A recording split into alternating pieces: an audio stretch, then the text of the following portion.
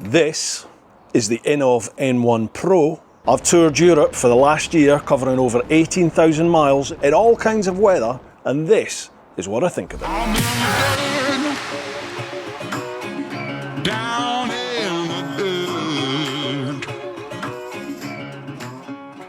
Right then, the Inov N1 Pro. What bang do you get for your buck? Well, it comes beautifully packaged as always. The touchscreen itself is 5.99 inches with 1440 by 720 resolution. The screen boasts 800 nits, meaning it's plenty bright enough in bright sunshine, and it's entirely finger touch operated. The screen itself is good solid metal construction and comes with a variety of backing plates, allowing you to attach it to just about every bike out there. The whole system is IP67 waterproof rated, and the cables even come clearly marked, meaning an idiot like me shouldn't get it wrong. The front and rear cameras themselves are both 1080 resolution at 30 frames per second with a viewing angle of 120 degrees. If you've had any of the Inov cameras before, then you'll know their quality. Also included is the power harness. Connect that up to your battery, it even has an inbuilt fuse. Several bag of bits including various different backing plates for mounting. These even have anti-vibration dampening built in. And all the mounting solutions you'll need for the cameras themselves. Again, very similar to the K dashcam systems. Lastly, get some miniature cable ties, various tools, some stickers, and the all-important destructions. But who needs them? Well, that's all well and good, but what exactly is a riding system? Basically, what these things are, it's a little sort of screen, TFT LCD type screen on your bike, which mirrors your phone, your smartphone. So if you're using your phone for navigation, for example, I use CarPlay Moto all the time, rather than having my phone out there and me reading off my phone, it just mirrors it straight to this screen, and that essentially is it. Now these riding systems, they can incorporate dash cams, the N1 and the N1 Pro do. Some have GPS built in, so with that dash cam footage, it will show you your GPS location, very handy for accidents. I know some of the K series dash cams, which Inov do, they have GPS built in. The Inov N1 and N1 Pro, they don't have GPS built into the dash cam, but the N1 itself, that has a parking mode, so your bike is protected even when you're not there. And the N1 Pro, although it doesn't have the parking mode, you can buy an additional tyre pressure monitoring system which will integrate with the display. So essentially these rider systems just do away with the need to have your phone out there. You can have that in your pocket or away in a compartment somewhere on the bike, out of harm's way. Now for the installation itself, I did an installation with a bike thing for the K7 dash cam. This is pretty much identical to that. If you fitted a dashcam system, particularly the Inov ones, then this is a piece of cake. It's literally maybe an hour and a half, 2 hours to fit it. I didn't record when I fitted this because I was in a hurry when I did it, but honestly, have a look at the K7 installation vid, follow that. It's pretty much identical to that. I used the same Switch Live feed. You don't need the Hex Easy Can. Some people say you do, but my mate Tom at a bike thing assured me you do not. And he says that's the best way to do it. Whatever, you'll need the Switch Live. It's nice and easy, don't stress about it. Give yourself a couple of hours, job done. Same with all the dash cams that I've done. That's the front camera located there, just under the beak. And the rear is here, just above the rear right hand offside indicator cluster. Nice and easy. Right, this may or may not be something, but this is where your SD card goes in here. So that is the door there, and it's two tiny little Phillips head crosshead screws. And you get, in the kit, you get a little screwdriver, tiny little screwdriver there, but it's really finicky. And then there's this rubber seal, which is a bit of a pain. I had to use a small screwdriver to pull that off. It's the watertight seal. And then you have access to USB-C, which I'm assuming is maybe to update the unit if needed. And then that's your SD card slot there. So it takes up to 256 gig SD card. This is plainly meant to fit and forget. and any file transfer you do will be via the app, because that is going to be a pain in the ass to get to once it's mounted on the bike. So you see there, I've got it mounted just where the OEM sort of nav cradle would go. So you just take the screen off here, nice and easy just to remove the stock nav cradle, and then using one of the backing plates that comes in the N1 Pro box, just screw that in the back. You can just easily screw that onto this bar here. And so you end up with the display itself just sitting exactly where your normal sat-nav would sit for the GS. There's loads of different options available, various different backing plates come in the kit itself, and there's also a host of different accessories available on the website if you want to try something a bit more exciting. Yeah, for installation, piece of pea, no problem at all. So, how do you actually connect this thing to your phone? Right, I'm gonna chuck my lid on so you get a first person view of this. Stand by. Right, there we go. Yeah, sorry about the state of this garage, folks. Not quite got over all the work we were getting done last year. It is coming though, over the winter and spring. I'm gonna empty it all out. Okay, sync them up, 1, 2, 3. Right, so switch on the bike. Okay, so that's everything started up. So first off, you want to go to your settings. Now, obviously I use the iPhone, so you Android freaks, you'll have to figure this out for yourself. But on the iPhone, you go to your settings, go to General, down to CarPlay, and then automatically this is already showing up there, so I just tap N1 Pro, and that is us connected. And you can see there on the screen, that's now showing up, and it's showing me all the apps that I have on my phone which you can use with this. So it's everything that's CarPlay. So you can see there's Kalimoto. So if I come here, open up Kalimoto, say I want to do a little ride, so let's just do that random thing. Bosh. I kick into that, it automatically shows up on the screen here. Just tap that. Don't worry about that, that was someone I was doing earlier. So that's it, I can just use that as normal. Just gives me my turn-by-turn navigation. Obviously I don't use the vocal prompts and things like that, but it's all linked to my comm system, my Cardo there. So if I did, it would just give me all the comm stuff through, it would just give me the audible directions through my comm system. That's nothing to do with the N1 Pro. That is just as if you were using your phone there anyway. It's just all linked up. What about here on the screen itself? Well, there's a little sort of white circle here on the right. If you tap that, that's sort of like your sort of main menu function. So you just tap that, hit the home, and that will take you back to the home screen. We go in settings. Brightness, while we're talking about that, here's the brightness. Now I have it set at high. People ask what's it like at night. Well, let me go and turn these lights off and I'll show you.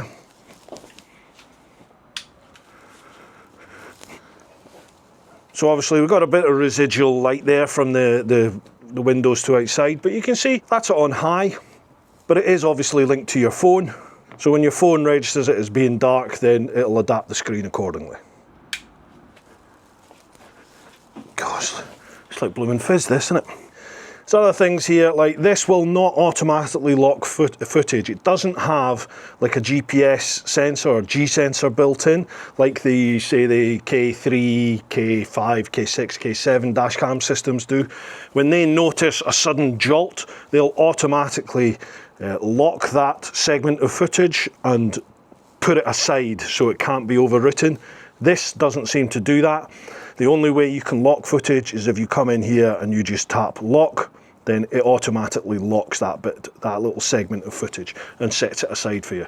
Otherwise, no, it doesn't. I would like to see something like that in this system. I think moving forward with the N2 system that's coming out, actually it's come out, I've had it delivered now, it's been out for a while, I'm just very late with this review vid. I need to check, I think that has the G sensor built in.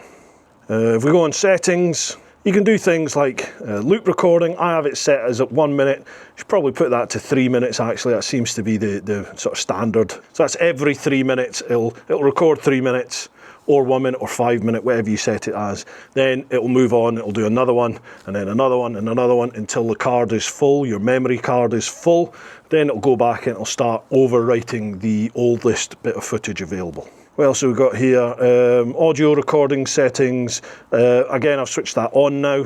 Resolution FHD, which means it's 1080. Date watermark, that's on. Well, where was the speed thing? There was a thing about speed, wasn't there? That's my mistake. You don't see your speed on the dash cam footage with this because this doesn't have like a GPS system built in, like say the K7, K6, K5, K3 dash cam systems did. Okay, let's get back to me talking more guff. Right, so what's it actually like to use on the bike? Okay, so let's go. Okay, so that's my route underway there on the phone. Switch on the bike. This will give you an idea of startup times.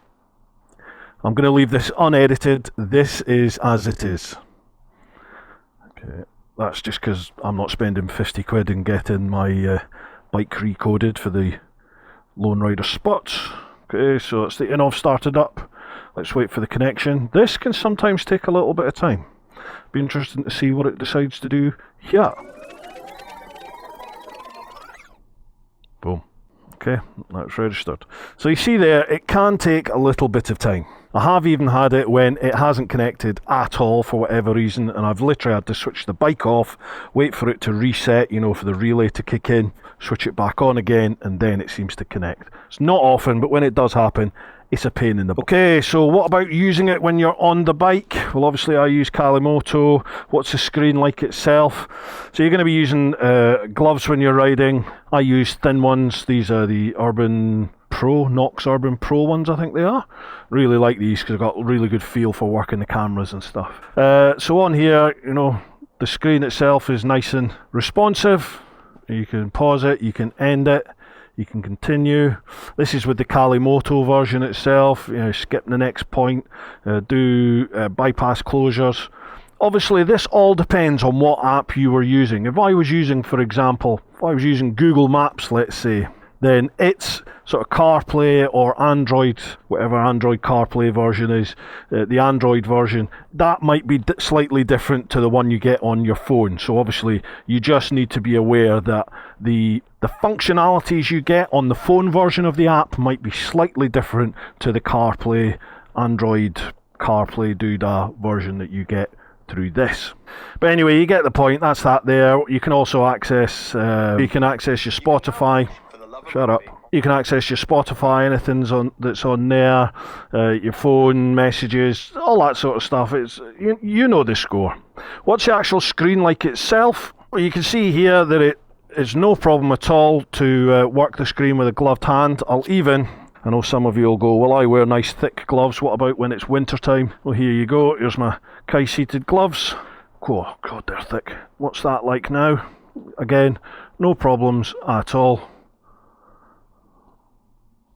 Does absolutely everything. The screen itself, top notch, no bother at all. One thing I would say, heavy rain, in heavy rain, as in biblical rain, the raindrops on the screen can cause havoc. I have had that. It's not very often again, but when it does happen, it's majorly annoying. Obviously, it's going to depend where you mount your screen.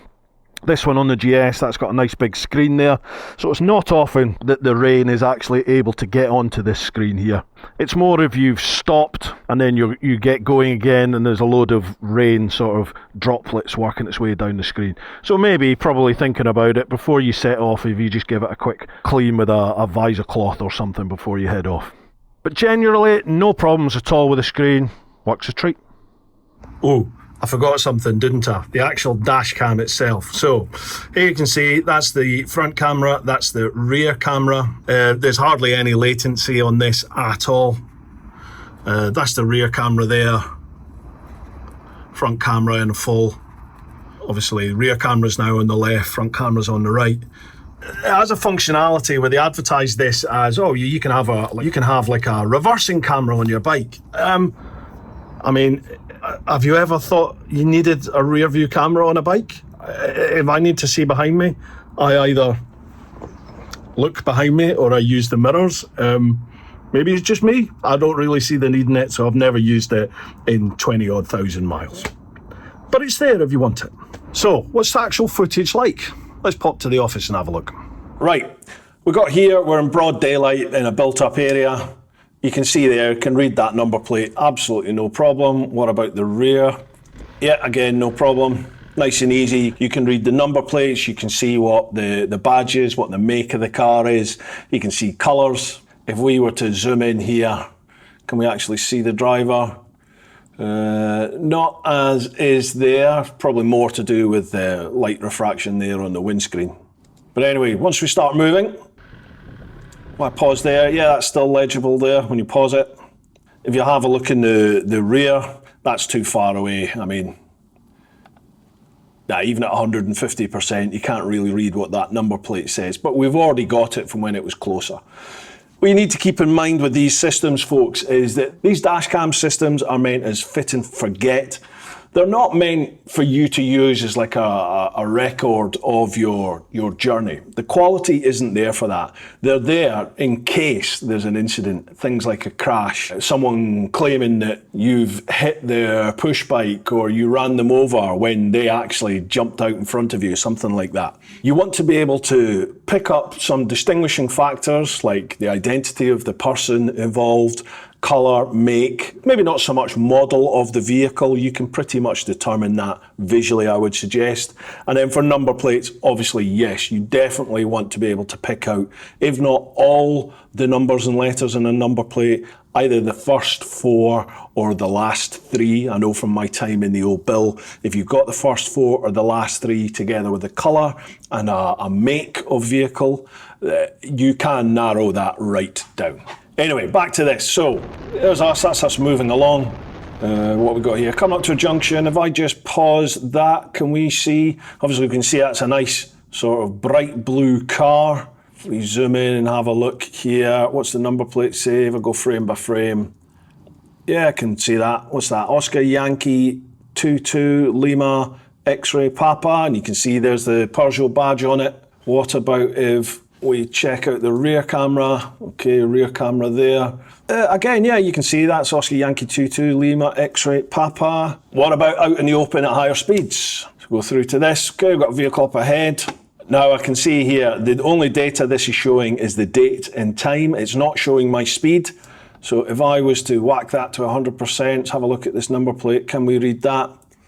Not perfect, actually, no. Going frame by frame. No, I'd struggle with that. But we do know it's a big flatbed truck. What about if we have a look at the rear?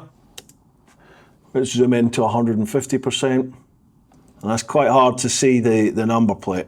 I'm not entirely sure what that is. No, it's Nissan. It's a Nissan badge, obviously, isn't it? And that looks like something like Kilo Victor 17, something like that. Oh yeah, and then if we, yep, there we go. So as we go further along in the recording, you can see is that Kilo or Romeo? Might be Romeo Victor 17. Ooh, and I would struggle with that last part. This is like doing your eyesight test, isn't it? But again, you've got the colour, you've got the make, you know it's a big flatbed truck, and we've got those first 4, we think. And you could make a guess it's something like Zulu Delta Hotel or something like that. You provide those bits of information to your insurance or the police, they should be able to deduce what the reg was from that. So there we are. We are now in congested traffic. It's in the rain. I know the camera's a bit skew-whiff, sorry about that. But again, no problem at all reading the regs on that. What about with the front camera?